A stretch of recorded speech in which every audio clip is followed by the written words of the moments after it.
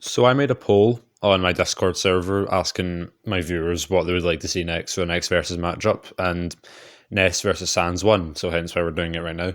If you want to, you know, contribute more to this, then feel free to join the Discord server and vote for whenever the next poll is. I also realised as well how hard it is to scale these characters, not so much Ness, but especially Sans, because feats in Undertale are hard to come by. But I did my best, and I think I've come to a reasonable conclusion. So yeah, enjoy Ness versus Sans. In terms of strength feats, Ness is actually quite strong. He was able to defeat a dog made entirely out of diamonds, which would take around 600 gigapascals of force, or around multi-city block level in terms of destructive capability, which is, obviously quite impressive for just a little kid. Sans, on the other hand, isn't very strong at all. His attack stat is 1 for a reason. He should be comparable to Papyrus, who was able to break through a wall with absolutely no difficulty. He was also able to damage Frisk, the Frisk who could take hits from Undyne, the same Undyne who had the same attack stat as Chara, who could destroy the universe. Does this mean that Sans is universal? Absolutely not, because 99 to 1 is a big difference. However, it kind of goes to show that durability doesn't really matter, at least in terms of Undertale characters. But obviously Ness takes this in terms of strength. In terms of speed, Ness doesn't really have that much either, besides being able to dodge PK Thunder. And assuming that is as fast as actual lightning, that means we'd have to be moving around 270,000 miles per hour. Sans, on the other hand, is really hard to, come with a speed feat. He has obviously been able to dodge Frisk's attacks like it was nothing, unlike any other Undertale character. But if we were to figure out how fast another Undertale character was and then compare it to him, we should get a little bit of a gauge to that. And thankfully we do have one speed feat thanks to Undyne, who is able to travel from her house to Snowdon within a few seconds. If we were to highball her and say that approximately 100 kilometers in the space of 1 second, she would have to be moving around 237,000 miles per hour. Which, at first it would seem that Ness obviously is faster than that, obviously he is. However, Frisk was able to hit Undyne and Undyne wasn't able to dodge it at all. Sans, meanwhile, was able to dodge Frisk's attacks in his literal sleep. So it would be reasonable to suggest that they are around the same level of speed. It's also good. It's also a good thing to note as well that they can both teleport and Sans can seemingly stop time. So, their speed is actually quite comparable. But because of how much we had to highball Undyne, I'd give the slight edge to Ness. However, Sans with time stop is obviously more intangible. For durability, Ness also doesn't have that much, besides being able to take a nuclear reactor explosion, which is around 1.2 megatons of TNT, or around small city level in terms of destructive capability. However, durability doesn't really matter in this fight, because Sans, with his toxic effect, whenever he hits you, your HP starts slowly going down and down. That doesn't really come into play. Sans is, it's the same story for his attack. His durability is the same as his attack, but his defense stat is 1.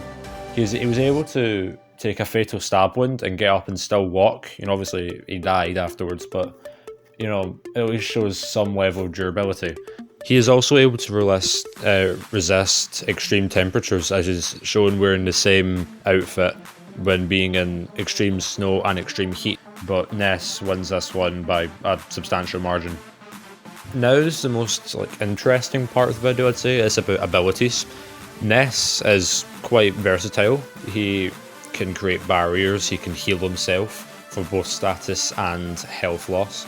He can obviously PK Fire, Starstorm and Thunder. He also has his baseball bat as a close range weapon, and a yo-yo, I am not joking, as a ranged weapon. He can also use PSI Magnet, which can nullify energy-based attack. He can also paralyze his enemies and put them to sleep if they're dumb enough. He also has the Franklin badge, which makes him impervious to PSI attacks, but obviously that doesn't come into play here since funnily enough, Sans isn't in Earthbound. PK Flash is an instant kill, or it immobilizes them at least, which, you know, it's pretty overpowered. And PK Rockin hits every enemy that's on the field. Sans, on the other hand, attacks with bones and can manipulate gravity as well. This isn't just like, you know, it sends them only down the way, like you can send them flying into each and, you know, a separate wall. He also has Gaster Blasters as well, which, you know, as you can see on screen, blasts the player in question. And as we also said, he teleports time stop is mostly just a theory. However, you can't really teleport and have an attack placed at the same time without that. So in terms of versatility, I would say that Ness wins, although San is definitely close to whose abilities are better. As for weaknesses, Ness is a pacifist and will try, you know, not fighting at all costs.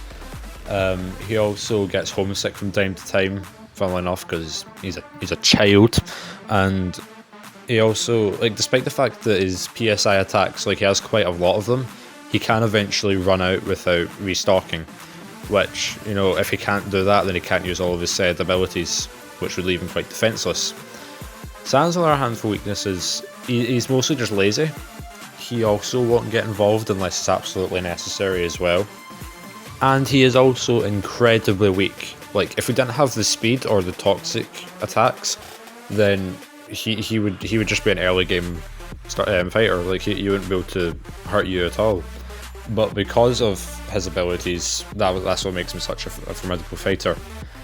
For who has the worst weakness, Ness definitely has the most vulnerable weakness of if always PSI or PP power is used up.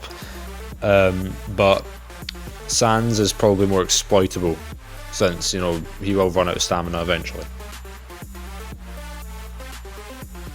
Now, on the face of it, it does seem that Ness wins, like, quite convincingly, and, you know, obviously that would make sense. However, considering the speed is so close and Sans also has his time stop, that makes things a lot different, and because Ness can run out of power. This fight really relies on both Sans' stamina and Ness's PSI ability. If Sans can avoid Ness for long enough until his PSI ability runs out, or that he just eventually gets caught in Sans' attacks, then Sans could win.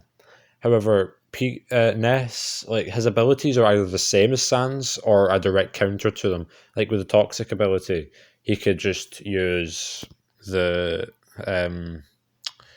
healing ability that he has to get rid of the status condition. However, that would of course use up PSI. He could possibly hit Sans. However, with Sans' teleportation, he would have to use his own teleportation, which uses up more PSI. So again, it really just comes down to who lasts longer. I would say that Ness would last longer, looking at Sans' durability and endurance. However, it's at this point where Ness would try to spare Sans, and as we all know, if you've watched or seen the genocide route and tried to spare Sans, he will kill you. If you try to spare him, he will kill you because your guard will be down. And Sans could win there unless Ness has more PSI left where he can teleport out. So again, it's really situational. If you were to run the fight over and over again, there are going to be situations where Sans wins. However, I'd say the majority of the time that Ness would win, because this is also assuming that Ness will never be able to hit Sans, even though their speed is quite comparable, if not Ness is faster. So yeah, I would say that this fight goes to Ness. However, it is closer than what the stats would originally tell you. I have seen, or one of my friends told me, that Ness has a feat of destroying an asteroid, which I couldn't find when looking for it. But even if he did, that doesn't really come into play, as intangibility and speed are the most important things within this fight. And if you enjoyed this video, dislike and unsubscribe. Join the Discord server so you can, you know, first off, you can communicate with me and you can vote for who fights next. And yeah, I'll see you next time.